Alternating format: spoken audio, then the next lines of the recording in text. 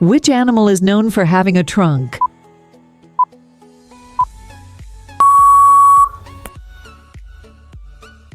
What is a group of fish called?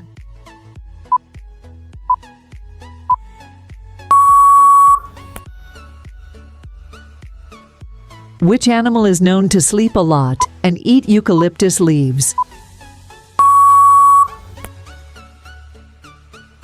What do you call a baby dog?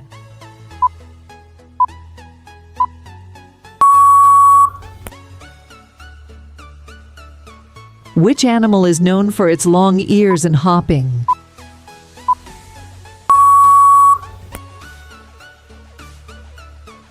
What is the only bird that can hover in air without moving forward?